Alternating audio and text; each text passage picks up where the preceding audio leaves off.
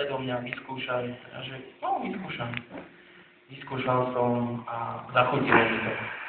Veľmi mi to zachutilo a po čase peniaze, aj čo som mal z firmy, čo som zarobil peňažky, išli do tohto.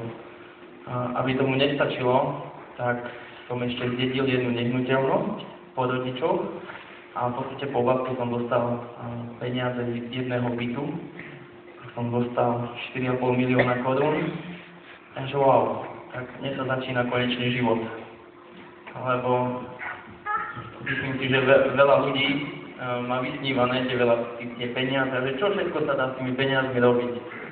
Tak ja, že super, začal som peniaze dávať do auta, začal som tuningovať auto. Obyčajné auto som urobil, jednoducho som ho celé prerobil, bolo to športové auto. Bola to Fabia, tá Fabia sa rozbiehala pri 160 km za hodinu a jazdil som ako blázon. Viem, že výpadovka, Praha, hranica Slovenska, tak tam to bolo nejaká hodina 3/4 v hmle. Ešte som mal aj GPS a ja som sa v tom vyžíval, v tom adrenalíne, že idem presne podľa toho. A takto som si začal užívať život. Začal som chodiť na diskotéky, zábavy, veľa peňazí som dal do strojov vo firme. Lenže časom som bol veľmi vyťažený, lebo 3 dní som robil non-stop a potom zase 3 dní som spal.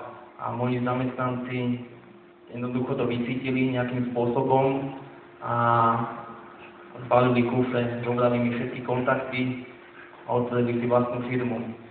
A tak som zostal sám a ten môj osobný Titanic sa ponáral. Tá moja loď sa ponárala a ja som išiel dole a dole, stále hlbšie a hlbšie.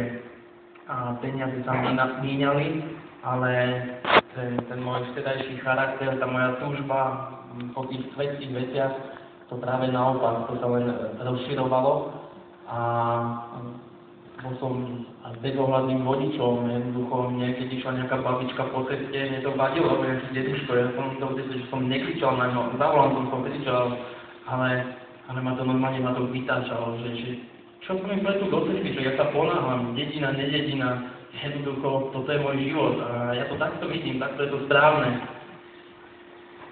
A keď som už išiel na dne, prišli exekútori, zobrali mi veci, a viem, že v tom čase prišiel za mnou jeden kamarát z tuningu a opýtal sa, či mám čas na ňo, tak došiel, povedal mi niečo o pánovi Ježišovi, tak ja, že pozerám na ňo, že ty si z akej sekty prišiel, vypočul som si ho, veľmi pekne som ho poslal, zabuchol som dvere, takéto veci ja nebudem počúvať a stále som išiel nižšie a nižšie, dole a dole. Po nejakom čase sa mi v mysli obnovilo to, čo mi rozprával o pánovi. V podstate niečo o Bohu mi povedal, ale po čase som vnímal, že nepovedal ani také hlúposti.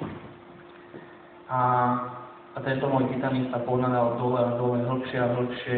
A keď som už nemal žiadne peniaze, tak v podstate tieto peniaze sa do roka minuli. Čiže není to problém minúť toľko peniazy. A keď som už nemal tieto peniaze, tak som ešte zákazky, čo som mal, tak som vyberal dopredu peniaze od ľudí, aby som mohol aspoň si kúpiť nejaké tie veci, tie návykové látky, ten pervicid, marihuanu a tieto veci.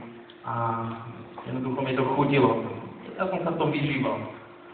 A nikdy som nemal predstavu, že by som s tým prestal, alebo takéto niečo. Až nastala jedna situácia, kedy som išiel rozdávať tento tovar, alebo až tak som kletol, že som začal distribuovať tieto veci. A aj som bol v nejakej tej štruktúre, mal som istú pozíciu a jednoducho stala sa taká vec, že ma chytili policajti s tým, že klasická bežná prehliadka, ale policajtka povedala, že treba ísť do nemocnice na odber moču.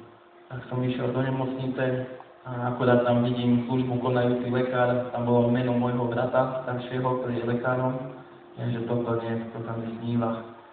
a jednoducho na všetko sa prišlo. Oznámili mi, že som pozitívny na tie a tie veci, ktoré našli a ja som vedel, že to je moja konečná. Potom viem, že po nejakom čase som aj jednoducho doma keď som nemal ten vodičský preukaz, tak som potom vedel, že som stratený. Jednoducho som vedel, že teraz už neviem nič zarobiť a tak som volal tým mojim kamarátom, aby mi doniesli nejaké tie látky, lebo ja nevydržím bez toho. No len presne v tom čase nikto nemal na mňa čas a keďže som ani nemal peniaze, tak som si to nevedel zaplatiť a oni sa na mňa vykašľali. A jednoducho som padol na kolena vtedy. Padol som na kolena a že Bože, ak existuješ a ak si mi poslal toho chlapca do cesty a ak je to ozaj, ak existuje ten Ježiš, tak mi pomôž mi ty, lebo ja som zbláznil. Ja som vedel, že pôjdem na odvykaciu kúru, ktorú mi už brat dohodol dopredu a ja som vedel, že som zbláznil, že to je môj koniec. Potom som sa stretol aj s mojim bratom a ja som mu povedal, že už som čistý. A to som bol možno nejaké 2-3 dní bez týchto vecí. A jednoducho stala sa taká vec, že ja od toho dňa som si nedal tieto návykové látky.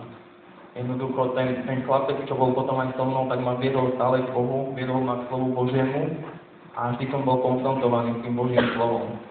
A nemal som žiadne abstinenčné príznaky z týchto drog. Začal som hádať Pána Ježiša na kolenách.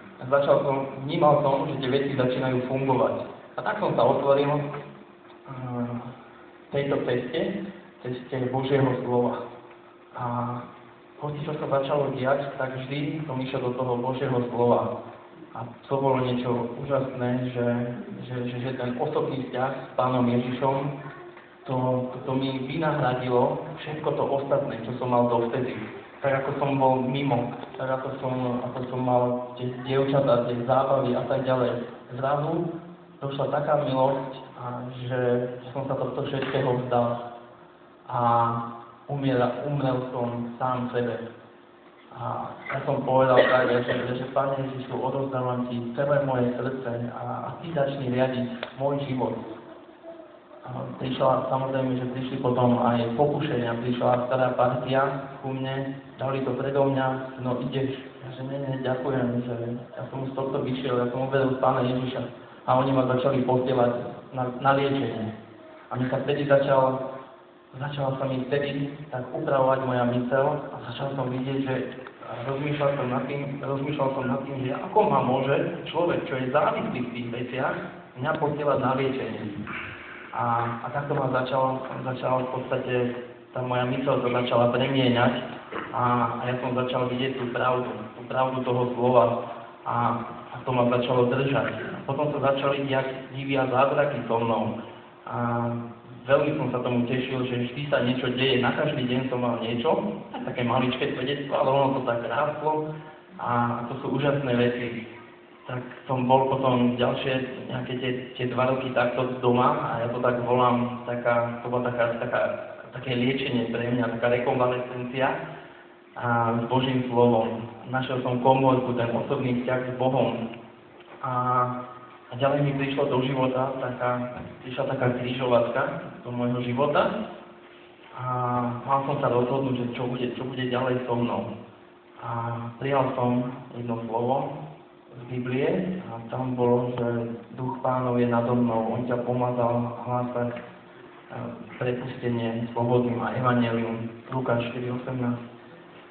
A toto sa ma tak dotklo, že wow, že toto úplne prehovára ku mne. A tak som išiel aj za jedným Božím mužom a modlili sme sa a došlo také prorocké slovo, že tak vraví Pán, ja ťa požehnám a vyvediem ťa do všetkého, v čom si bol. A teraz, čo príde, to bude tá moja škola. Tak to sa ma tak dotklo a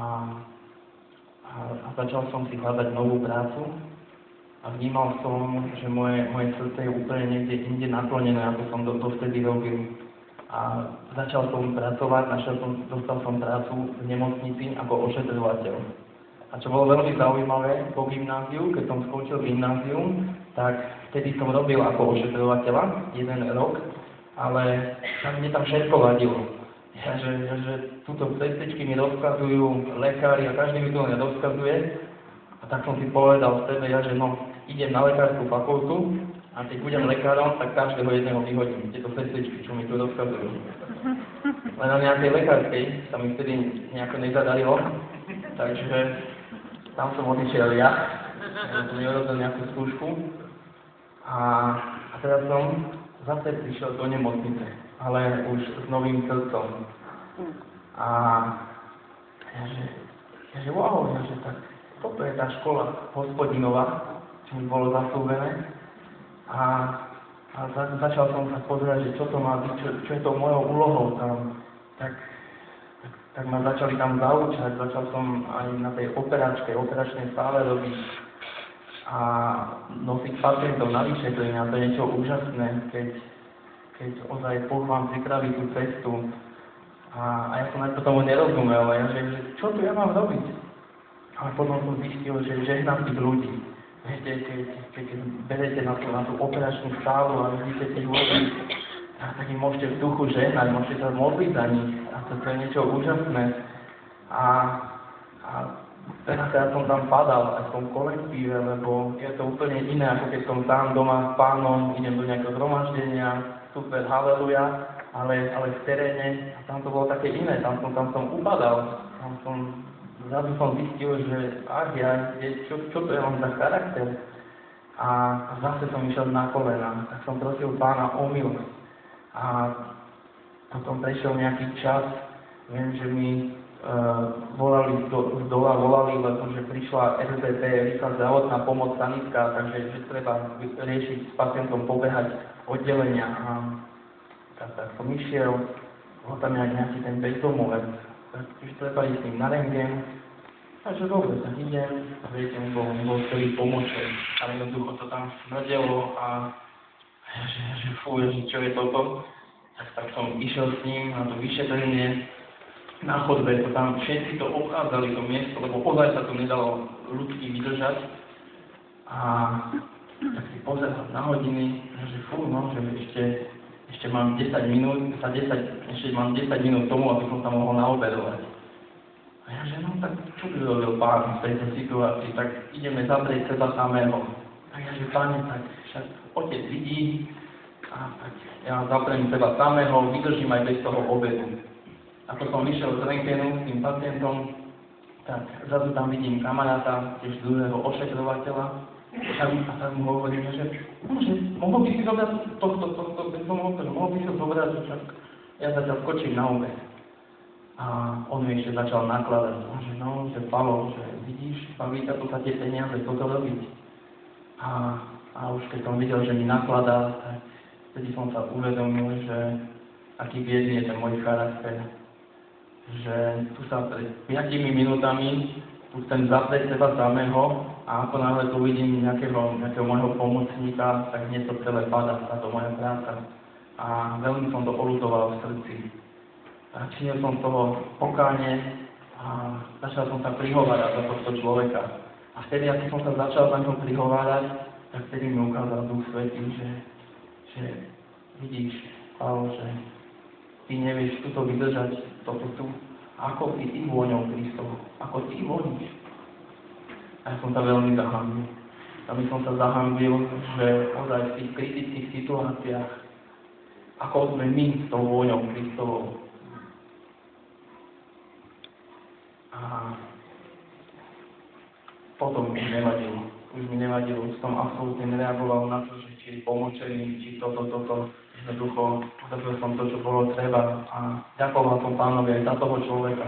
Ďakoval som, že mi ho dal do cesty, aby mohol aj týmto spôsobom formovať ten môj charakter a aby ja som mohol prísť k tomu, že čo je za tým, to duchovno, čo to má znamenať. Takže mal som aj takéto pády, ale